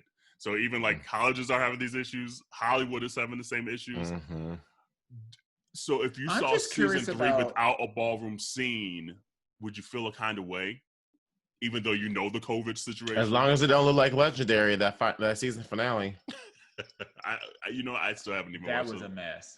I haven't even watched anything of that. That was a mess. You should check it out. Okay. I don't think I get that ballroom is such a critical part of like, I won't even say critical, such an important part to show for the American public, right?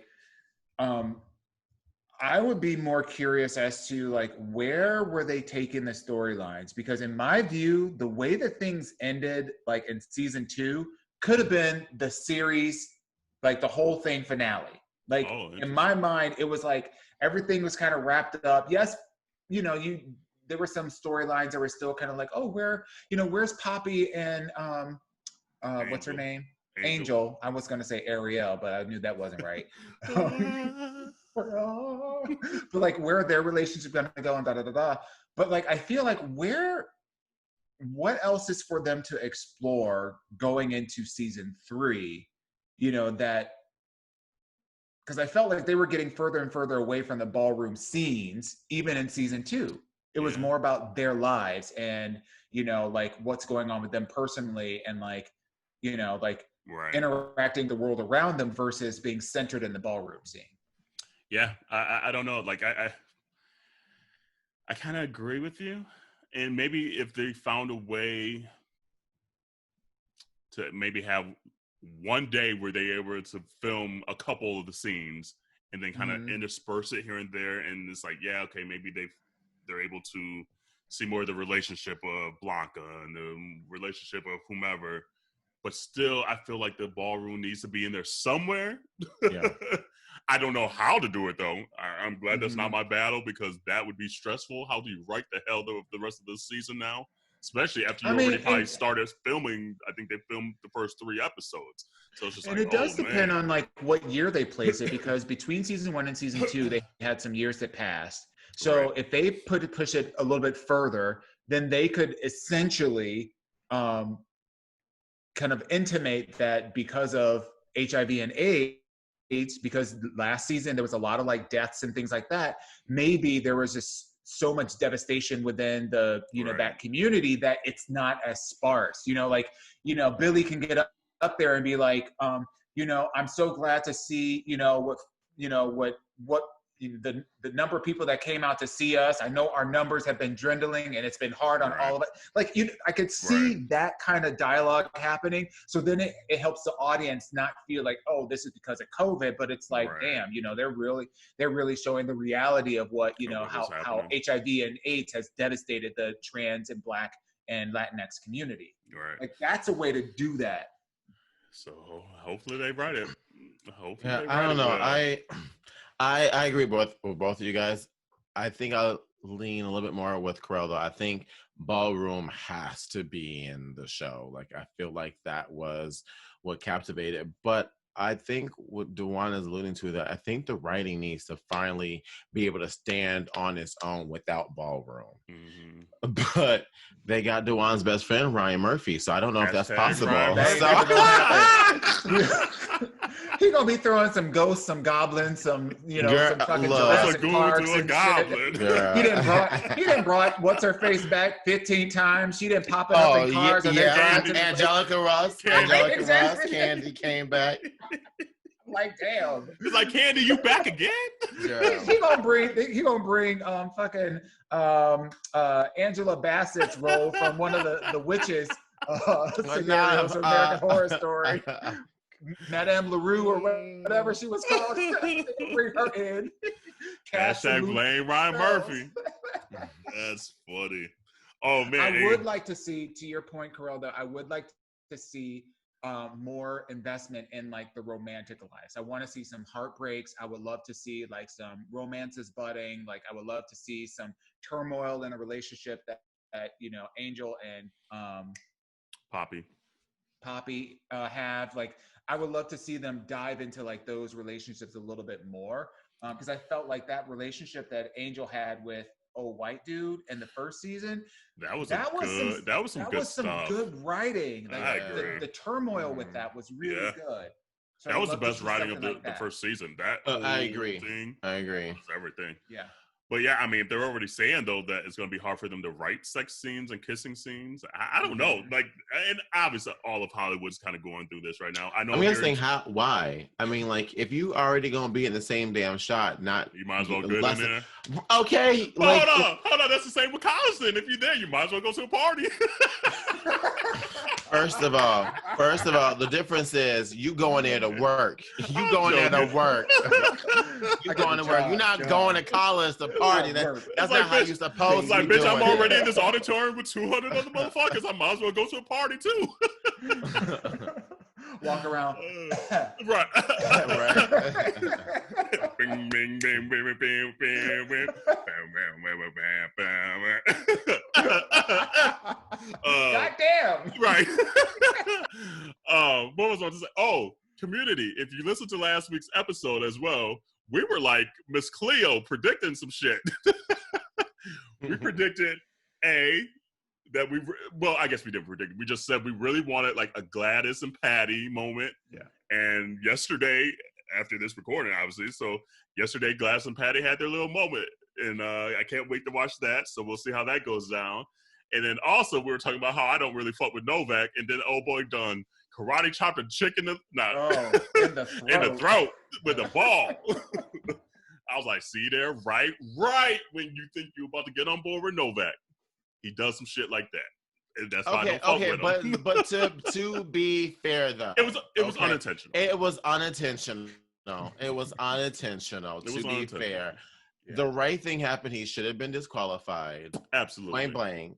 But it was not one of those things where he was deliberately trying to be some type of asshole. 4 plays before like that, 4 points before that, he like really chucked the ball into the sidewall. Oh, everyone does that. Everyone does that. Okay. Like that happens quite often. But they also get like tennis. A warning, and he didn't get a warning. So I'm like, no. Yeah, that's true. But and then you should have talked to the press afterwards. That's on the That's on the not to give a warning. Though. That's true. That's true. You got. But again, that's what Serena said though. If this was men's tennis, how certain things happen in men's tennis. If it was a woman, it'll be a whole other thing. And I'm glad Renee Stubbs brought that up that day. She was like, imagine if this was Serena. All the stuff we give Serena crap about, and she's like, the world would have come to an end. And here's Novak, and you guys are saying, oh, maybe he wasn't that mad. She's like, no. So I was like, thank you, Renee. And then also Novak should have talked to the press afterwards, because it's like, if you're gonna be a man and do all this shit on the court, be a man and say publicly, I'm sorry. I'm not going to talk about shit else, but I'm sorry. I want to publicly say right here in the media that I'm sorry to the lineswoman. Not wait like an hour later when you're on the plane back to Europe and put up some little IG story. Bitch, bye. And then say, I need to work better as a player. No, you don't. You need to work better as a fucking human being. How about that? Sorry for all the Novak fans out there. Djokovic. Right. Djokovic. Anyway, I'll leave him alone now. I do like how black and white Twitter came for that fucking New York Post reporter, Mark something guy. I forget what his name is, and I don't want to give him no shine. But he wrote like an article talking about how unjustly the U.S. Open utilized that rule against Djokovic, and how they need to re-examine, fairness for its players. But then, literally 2 years later, berated Serena, for speaking up when she was actually in the right. Yeah. So I love that we got allies that are out there that calling people, calling them to the table. But quickly back to Gladys and Patti. What song do you want to hear them do? Like I'm not sure if you're a big Gladys and Patti fan like I am, but I'm not. I need to hear Love Overboard. Gladys would be Midnight Train to Georgia. And then Patti. Right. I mean, because Patti, for me, Patti can.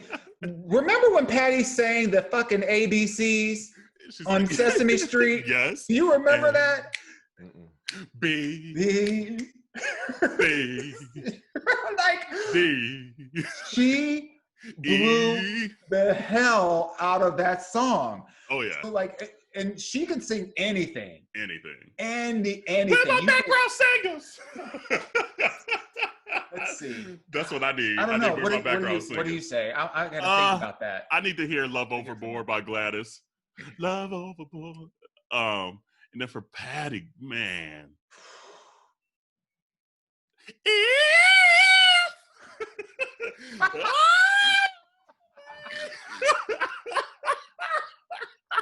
That's what I need. I need that. If I only knew. Oh yeah. Anyway, I just destroyed that song, but that's okay. I just saw on Facebook the video of the young dude that was doing the impersonation, and he had like the wig on, and he was like lip syncing to her, and he was like shaking the wig. Yes, you need the Louboutin pump kicked off and everything. And you got to have Somewhere Over the Rainbow. She's got to play that one. But Corey and I saw her when we first moved to Atlanta. Over the Rainbow. That song, I can't wait. Oh my God! Love to hear. Oh my God! It's gonna be good. I'm that glad they song gives me goosebumps. I'm just glad they're giving the OGs love. Yeah, like it's up to us to give our own culture and people love. I just hope that they own their masters so that they can get some money when shit starts streaming. You know what I mean? Because the benefit, because a lot of they didn't all write their own songs. They didn't write their own songs, and they also didn't get their masters. And so when it came down to like the back end proceeds, they weren't getting the money. They weren't getting any. So I just hope that they get a little bit. But to your point, I love the fact that some of the older dogs who still can get out there and slay and introduce some of the young folks, to some of their stuff. Because that Patti concert was everything. We saw it literally the first summer we moved to Atlanta, and she was up there still like slaying. I was like, Patti, if you don't sing that damn song. So do you think, and I don't know where they're gonna do this, so I don't know if it's been announced already, but have they announced, are they doing it at Tyler Perry, or they're doing it in Philly? In Philly. Yep. Okay, so it's neutral location-ish. Well, I mean, Patty's from Philly and lives in Philly. Right, but it's not at her house. Right. It's not in her kitchen. That part. Exactly. It says live. She gonna be making them pies while she do the verses. I wonder if they're gonna have food. I wonder if they're gonna have food there. Because it was Gladys. They are. It was Gladys chicken and waffles. Right, they're gonna be sitting there eating them greens and some chicken and waffles. They finally just closed that Gladys Chicken and Waffles like a year ago here in Atlanta. Like it had been around for like 30 years. Wasn't it her son that was running that? I think so. It was in her name, but it was like her son that was actually running that restaurant, if I'm not mistaken. So I can't wait for that. So obviously by the time this episode comes out, it would have happened already. So we just predicted it. It was so funny. Literally, I'm like, maybe Gladys and Patti. You're like, I'm on Gladys and Patti. And then wait, the verses will happen by then? Yeah, it's this Sunday. Yeah, it's this Sunday. Yep. Oh, I thought it was the 13th. That's the 13th. The 13th. Yeah. So, damn. But can't wait for that, and we'll see what other verses come out. Maybe we predicted Mariah and Janet. We'll see if that happens. But Mariah putting all this stuff out, like her vault stuff. I can't wait to her her book. She just released something again, like a little excerpt or something. Oh no, it was an article that she did with the New York Times. Janet and Mariah would be dope. I think out of all the people that are out there, like that would be the one that I would like to see. Yeah. We'll see. Just because like they both have like their slow jams, they both have like their poppy jams, they both have like their club jams, like they both have new stuff. Yeah. They both have like a whole old catalog. Yeah.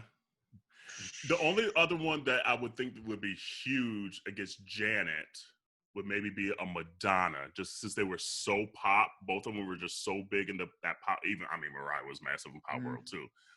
And even though they're not the strongest singer, Janet outsings Madonna any day, by the way. But I still struggle with the Mariah catalogs. And Janet just because it doesn't seem like they drive as closely. But I would still watch the shit out of it and sing my life. Yeah. Sing my life away if it happened. I would rather see a Mariah versus Janet versus a Madonna versus Janet. Mm-hmm. Don't bring Madonna in the shit. We can't have shit. She take us. That's all, right. And that's the only thing. It's just like leave her ass over there. Right. Over right there. on that one. We're not integrating. We're not. This is us by us. This is boo boo. No. You're right on that. I was tripping. That's my fault. I will take an L on that one. Okay, so so then let's speculate then. Okay, so what about men? On the men's side, who would you like to see a versus with? Like, ideally. I think if they were smart, they would do like a Usher's Trey Songs, because I feel like for like the Black culture, I feel like especially Black women who they would eat that up. They were trying to get Usher Chris up. Brown for the longest after the I forget which one it was, like a month ago. Like it was like trending. Like it wasn't even like the verses of that night. It was, they're like, nope, we don't want to see this verses anymore. We want to see Usher Chris Brown. I was like, okay. Yeah. I don't know if Trey has enough songs. That's my only thing about. He has 20 hits. Not songs. Okay, first of all, Brandy was picking fan favorites. Okay, she was struggling a little bit. Okay. All right, so we ain't talking about hits. We're talking about 20 songs. No, okay. We don't want the album cuts. We don't want Trey. You sang that song. What song is that? I mean, I don't even think Usher got 20 hits. Usher got 20 hits. No, he got 20 songs. No, he got 20 hits. Come on. Hold on. I'm about to name 20 hits of Usher. Actually, wait. Now, pause. I'm gonna say yes because he's also been featured on a bunch of those. Absolutely, and he's been around since like 1994. Yeah. I was thinking since he was 4. But after Raymond versus Raymond, I mean, like a lot of his songs have fallen off since. No, Looking for Myself had Climax, bitch. Okay. Okay, but again, I'm talking about albums where he had like 6-7 songs so that were like just. I'm just saying, come on. No, Usher got hits. Usher got hits. Don't slip on Usher like that. Don't do that. And then you're gonna put him against Trey. Well, no, because and this is the reason I put him against Trey, because when it comes to R&B right now, them girls go fucking crazy over Trey songs. Does he have 20 hits? And look, name 3 Trey songs. Name three Trey songs. I don't like Trey songs. Name Trey songs. The point I'm making is, whether he got 20 or not, they will still gather. But that's the criteria, is they have to have 20 hits. That's what they started this whole thing on, is like you have to have at least 20 hits. So that's why it was almost a stress with Brandy and Monica, because some of them were it was borderlining. Exactly. Yeah. So Trey definitely ain't got no 20. I don't know. All you know is Say He's been featured in some things too. I don't know. Trey ain't got 20. I can tell you that. It's community. Let us know. Does Trey songs have 20 hits? Not songs, not album cuts. Hits. I want to go back to, and he's been around for at least a decade too. I want to go back to like our that little bracket, the R&B bracket. We had like Guy and Jam. Jam. And Jam for me. Tony Tone. Like, I think that would be like, not specifically those, but like I want to go back and look at that list, because I'm just. I need a Jodeci versus Drew Hill. That's what I type every single time. I need a Jodeci versus Drew, because Drew Hill was so influenced by Jodeci, that sound. But do they have 20 hits? Don't know. So that's why it's not happening. Even Gladys and Patti. I don't know Gladys and Patti have 20. Honestly, it's going to be interesting what they. Patti more so than Gladys. Yeah. Patti more so than Gladys. But also, like, when I think about Gladys, I feel like way before my time, like, you know, like 60s, 70s. Yeah. Versus like Patti, which is, in my view, she's more like 80s. She's like 70s, 70s, 80s. Yeah. You know, she squoes into the 90s or whatever. But then Gladys had that Love Overboard in the 80s, though. Love Overboard. Ooh, I can't wait for that one. I'm going to get my entirety of my life. But let's be honest. They ain't going to need 10, because, you know, Baltimore's are like, look. We ain't going to be here for no 3 hours. Right. Okay? We're going to be in and out. So they probably gonna be at 10. Look, I got a pot roast in the oven. I need to be across town to get that out. That's what I'm gonna love about this, because it's just like it's gonna be so culturally us. Like I feel like there's so I feel like the dialogue, you know, right? I feel like the dialogue is gonna be like lit. I hope they tell stories. Yeah, I honestly do. Yeah. Love Overboard. Damn. I'm gonna have that song in my head the rest of the night. But yeah, for men, back to your question, I'm trying to think who else. They were trying to do Usher versus JT. That was the other one they were trying to do. They were pushing. Keep his JT's ass out. canceled. Exactly. And he's white, Keep so his ass it's a out wrap. too. So I don't know, men-wise, who would I want? Wait, did y'all hear what 50 Cent said the other day when they asked him about the verses? Oh, because T.I. keeps trying to get him to do it. No, you know who he said? So they asked, I think this was literally on Friday. They were like, so who would you want to do with the verses with? And he was like, I would want to do it with someone like my caliber because I don't want it to be too lopsided, so I don't want to play my music and I just win. So maybe someone like a Snoop Dogg, I'll probably do one with like Snoop Dogg. Bitch, I said, look here. He would lose. And Snoop already went, so Snoop out. Yep. Snoop went with DMX, so yeah, no, T.I.'s been bullying 50 to do it. It like literally has the hashtag bring the bully because 50 be bullying everybody. Literally for the last probably 2 months. And like if you go on their IG right now, they both go bickering back and forth for the last like 3 weeks, like putting crazy posts and shit. And T.I. ain't backing down. A lot of people back down to 50. T.I.'s like, bring the bully. Yeah, I don't know. Maybe it would be dope at this point for how much craziness going on with T.I. and 50. I would love to see T.I. and Luda though. That'd be a nice little. That would be Luda's good. gone already though. Luda's Oh, gone. he did go. Yeah. That's right. But that'd be good because people forget that T.I. and Luda had that beef for the longest. Yeah. But yeah, no, Luda destroyed What if they did his like on that. Luda killed his round. Who would you pit against? And he's not even alive right now, but Luther Vandross. Who would you pit against It would him? have to be like a Marvin Gaye or Yeah. it had to be someone of that caliber, like someone that like the whole community just hosts. Lou Rawls?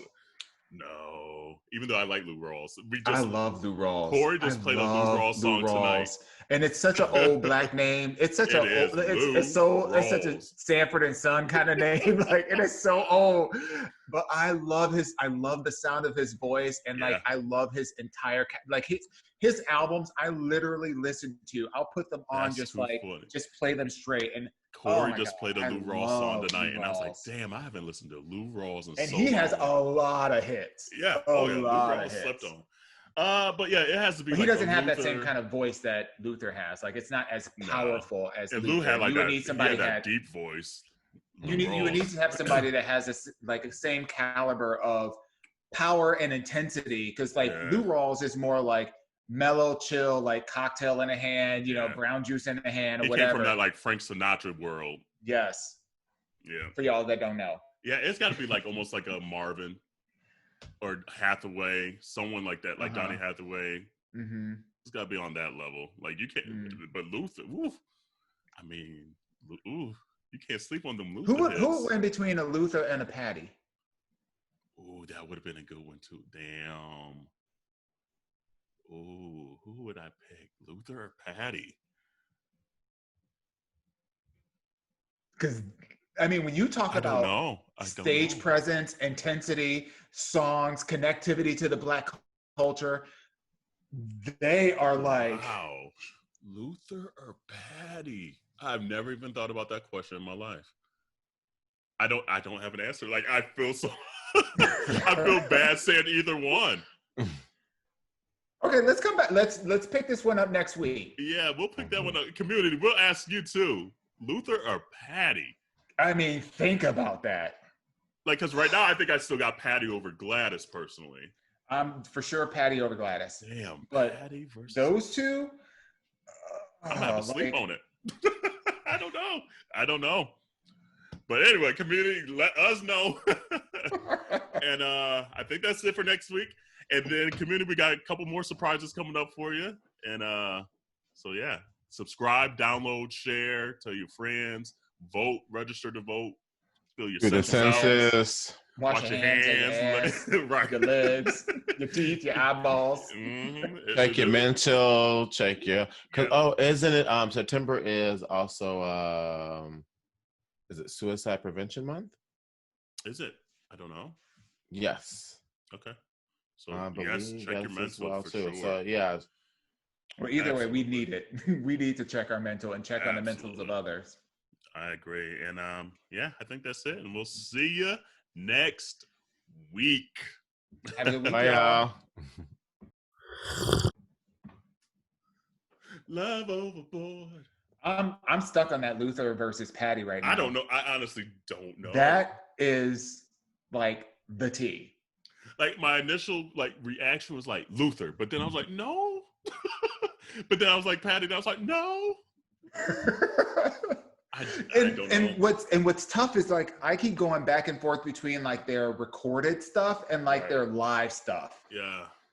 And that's what makes it even more difficult because their live stuff was even better than their recorded stuff. Right. Like I listened to Luther live in concert way more times. Luther might be my favorite male voice of all time. Yeah. His and Michael. Like I love Michael's tone too. Yeah. But just singing. Like Michael just was so stylized, but just singing. Nobody has to this day has ever sounded like Luther. Luther was so distinct. Like the second you hear a note, you're like, that's Luther. That's Luther. Yeah. A house is not a home. He said a chair is not a chair. I know, Luther. Damn.